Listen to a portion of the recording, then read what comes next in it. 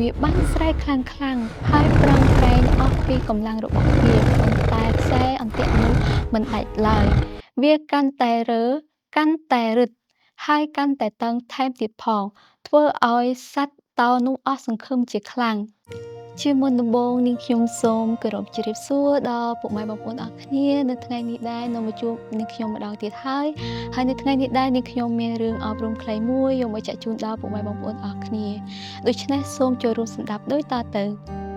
នាថ្ងៃមួយមានសត្វតោដ៏អំណាចមួយក្បាលបានបំរុងនឹងចាប់ស៊ី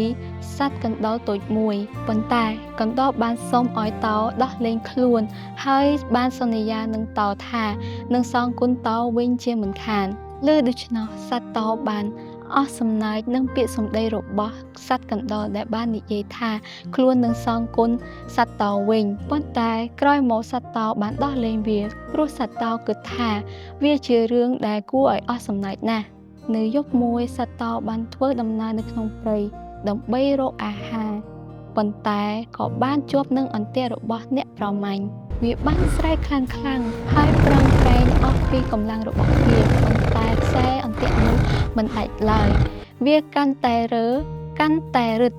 ហើយកាន់តែតឹងថែមទៀតផងធ្វើឲ្យសត្វតោនោះអស់សង្ឃឹមជាខ្លាំងព្រាមនោះសត្វកណ្តុរក៏បានលើសំឡេងរបស់តោស្រែកយ៉ាងខ្លាំងវាក៏បានចេញមកដើម្បីនឹងជួយដល់សត្វតោកណ្តុរនោះបានខាំខ្សែអន្ទាក់នោះយ៉ាងអត់ធ្មត់ហើយបានប្រើធ្មេញមុតរបស់វាខាំខ្សែនោះដាច់អស់រហូតដល់សត្វតោបានរួចចេញពីអន្ទាក់នោះទៅបន្ទាប់ពីតោបានសេរីភាពតោនោះបានអរគុណទៅដល់កណ្តុរព្រមទាំងយល់ថាទោះបីសត្វនោះតូចយ៉ាងណាក៏ដោយក៏អាចជួយដល់សត្វដែលធំនោះបានដែរចាប់តាំងពីថ្ងៃនោះមកសត្វតោក៏លែងហ៊ានមើលងាយដល់សត្វដទៃទៀតហើយរឿងនេះក៏បានឈានដល់ទីបញ្ចប់ហើយនៅក្នុងរឿងនេះផងដែរមានចំណងយ៉ាងថាសត្វតោដ៏មានអំណាចនិងកណ្តុរដ៏តូចនៅក្នុងសាច់រឿងនេះផងដែរចង់អប់រំយើងឲ្យយើងចេះជួយអ្នកដទៃការធ្វើល្អចំពោះអ្នកដទៃគឺមិនខាតបង់នោះទេអ្វីដែលល្អបំផុតគឺយើងកុំមើលងាយចំពោះអ្នកដទៃព្រោះថាអ្នកក្រឬក៏អ្នកមានក៏អាចជួយគ្នាទៅវិញទៅមកបានដែរកុំមើលងាយចំពោះប្រាជ្ញារបស់អ្នកដទៃឬក៏មើលងាយនៅអ្វីដែលយើងគិតថាគេមិនអាចធ្វើបាននោះផងដែរ